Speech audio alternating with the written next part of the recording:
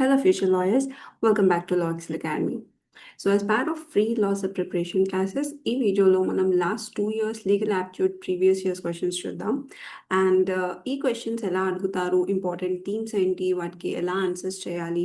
So ఇవన్నీ first అర్థం చేసుకుంటే మీకు ఏ టాపిక్స్ చదవాలి అండ్ ఏవి చదవద్దు అన్న ఒక క్లారిటీ ఉంటుంది. సో లీగల్ యాప్టిట్యూడ్లో కాన్స్టిట్యూషన్ లాకి ఎక్కువ వెయిటేజ్ ఉంటుందని మనం ప్రీవియస్ సిలబస్ ఎక్స్ప్లెనేషన్ పార్ట్లో చూసాం. ఇఫ్ ఎనీవన్ ఆ వీడియో చూడకపోయి ఉంటే they can watch the video. I'll provide the link in the description. The last 2 years, 2024 and 2025 లో కాన్స్టిట్యూషన్ లా రిలేటెడ్ ఎలాంటి క్వశ్చన్స్ అడిగారో మనం ఈ వీడియోలో చూద్దాం. Let's get started. One important update before getting started is TS LAWCET exam dates already released చేశారు. It's on 18th May 2026. Alright, so we are also getting a lot of mails regarding the classes for TS LAWCET. So exclusively for LAWCET, we are starting a new batch on 26 January 2026. So ఎవరికైతే interest ఉందో they can reach out to us through our mail lawexcelacademy@gmail.com. So we are only taking a limited number of students in this batch. So those of you who are serious about your exam and they can reach out to us. We are providing a minimal fee for this course. So interested candidates ఉన్నవారు they can enroll to this batch. Okay, so let's start our very first question, which is related to impeachment of the president. So ఈ question మీకు TS LAWCET 2025 shift 2లో అడిగారు.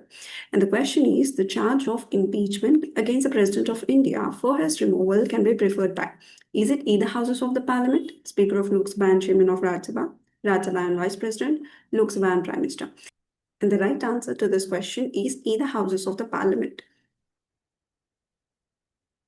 Yeah, so it's either houses of the Parliament. Ante it can be done by Lok Sabha or by also Rajya Sabha. Okay, so now let's understand about the article related to impeachment of the president. So it's Article 61.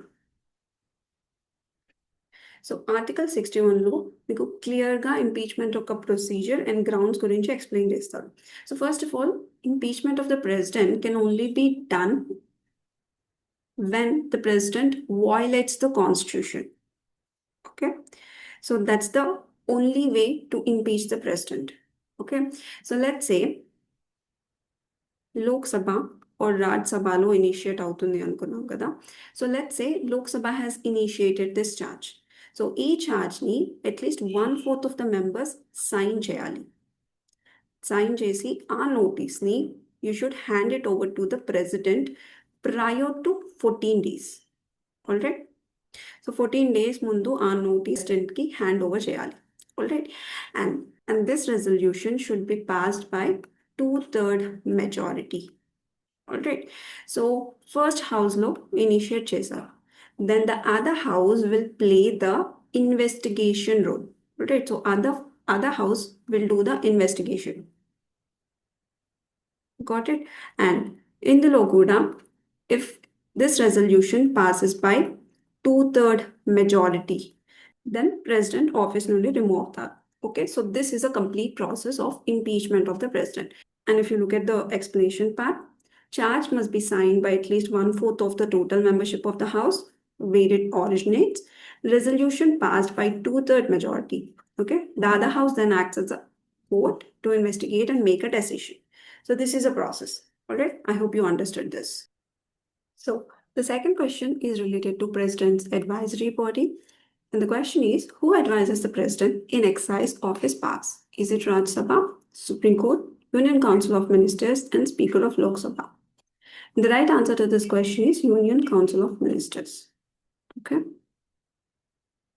So the right answer is Union Council of Ministers. So President's advisory body ni clear ga Article 74 lo mention chesaru. Now what does Article 74 talks about? There shall be Council of Ministers with Prime Minister as its head. Okay, this together we call it as Union Council of Ministers. They should aid and advise the President. After 44th Constitutional Amendment Act, okay, ఏదైతే advise చేశారో the Council of Ministers, that should be binding on the President. Binding అంటే ఏంటి? He should mandatorily follow it. He shouldn't reject the advice. Okay, so that's the point. So if you look at the explanation part, the president shall act in accordance with aid and advice tendered by the Council of Ministers with Prime Minister as its head. Now, the 44th Amendment made this provision non-discretionary. The President is bound to act on the advice of the Council of Ministers.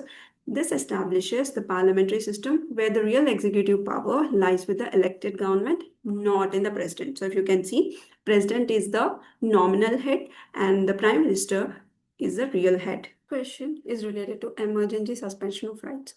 So right to freedom under Article 19 is automatically suspended when a proclamation of emergency is decided under which of the following grounds? Is it armed rebellion, war, loss of election, external aggression?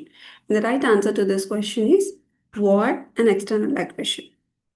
In both of these grounds, Article 19 will get suspended. Emergency suspension of rights is related to Article 358. Okay, so Article 358 లో ఏం చెప్తారంటే it deals with the automatic suspension of Article 19 during national emergency. So national emergency can be declared by the President on the grounds of war, external aggression, or armed rebellion. But specifically, when it's war and external aggression, అప్పుడు Article 19 will get suspended. What does that mean? So first of all, Article 19 వచ్చేసి it's a fundamental right. Okay. Now what does it say?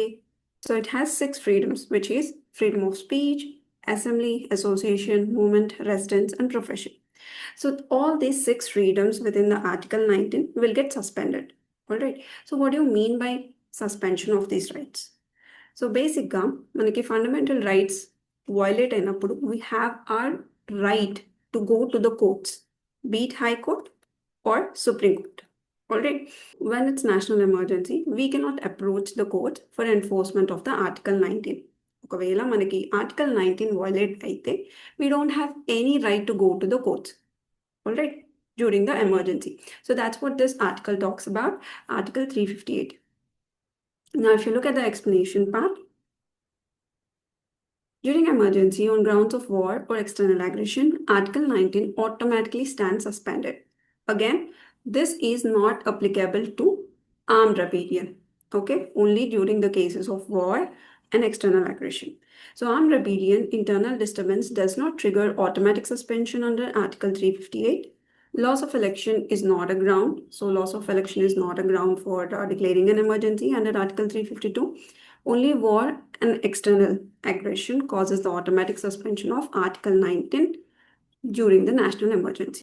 Let's go for the next question. It's related to State Legislative Council. And the question is, which one of the following cannot be dissolved but can be abolished? Is it State Legislative Council? Is it State Legislative Assembly, Rajya Sabha, or Lok Sabha? And the right answer to this question is State Legislative Council. Abolition of State Legislative Council is explained in Article 169 of the Constitution.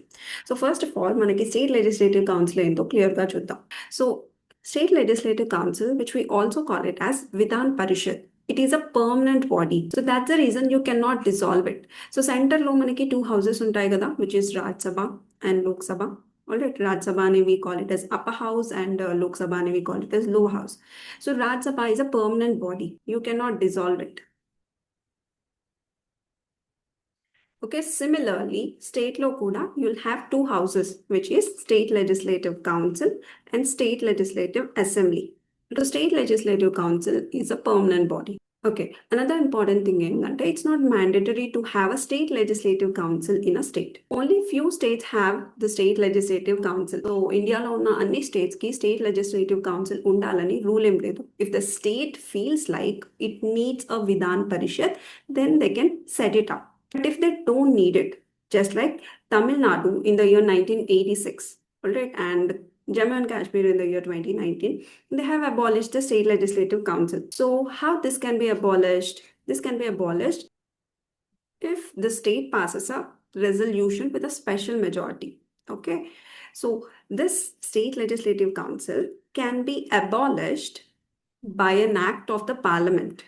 Okay, if the State Legislative Assembly passes a resolution with a special majority. So that's what Article 169 talks about. So State Legislative Assembly and Lok Sabha, they will get dissolved in every 5 years, right? So in Rajya Sabha, it's a permanent body. It cannot be dissolved. and cannot be abolished as well. So there's no provision in a constitution to abolish Rajya Sabha. So on the right answer, it's State Legislative Council. So let's look at the explanation part. Article 169. Parliament may, by law, provide for the abolition of state legislative council in any state. So legislative councils cannot be dissolved like assemblies. They have a permanent membership with a staggered term, but they can be abolished by parliament through constitutional amendment. This gives states flexibility in deciding whether they need a second house or not. The next question is related to Fundamental Duties Committee. And the question is, which of the following committees was appointed to make recommendations about inclusion of fundamental duties to the Indian Constitution? And the options are, is it Swaran Singh Committee, Punchi Committee, Sarkaria Committee, or Malamat Committee? And the right answer to this question is Swaran Singh Committee. Okay, let's look at the explanation part of it.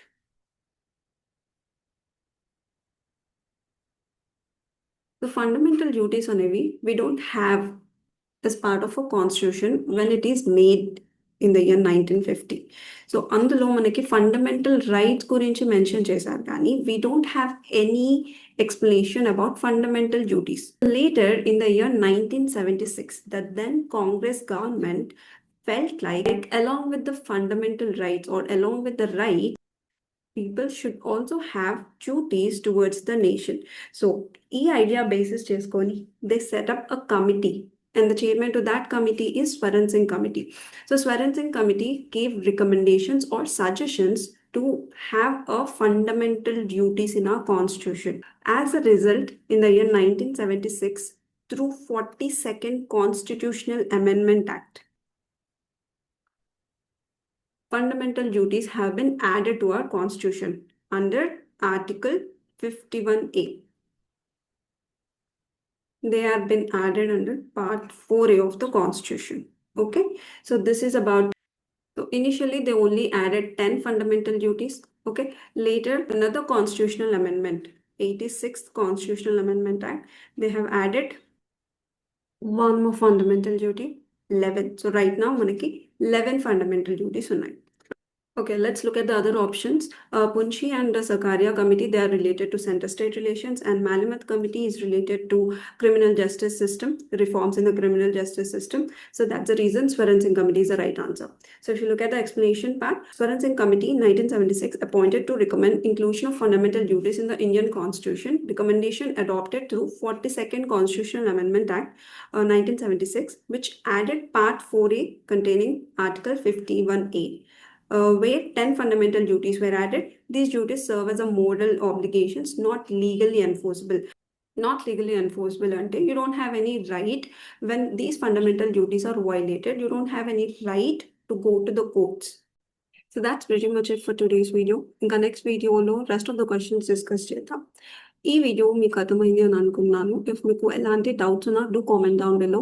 So key takeaways from today's session వచ్చేసి fundamental rights, fundamental duties, important articles and committees, ఇలాంటి topics నుంచి ఎగ్జామ్లో అడుగుతారు. So ఈ topics related మీరు separate notes prepare చేసుకుంటే it will be very useful for you. And one more important thing, exam date already released చేశారు, as I said in the earlier part of the video. So if you look at the official press note released by Telangana Council of Higher Education, ఇక్కడ మీరు చూస్తే PG LAWCET for 3-year LLB and 5-year LLB course కి the date is scheduled to 18th May 2026. So 18th May 2026 ki meeku exam, high time to start your preparation as soon as possible. If meeku preparation related help emaina kavali ante, you can join in our upcoming batch, which we are going to start on 26th January. We are offering limited number of seats with basic fee for the early joiners. So if you're serious about your preparation, do enroll in this batch. All the best for your preparation. ఇంకా మీకు ఎలాంటి topics పైన videos కావాలో do post it down in the comments below. So do like, share and subscribe to our channel, Law Excel Academy. Thank you.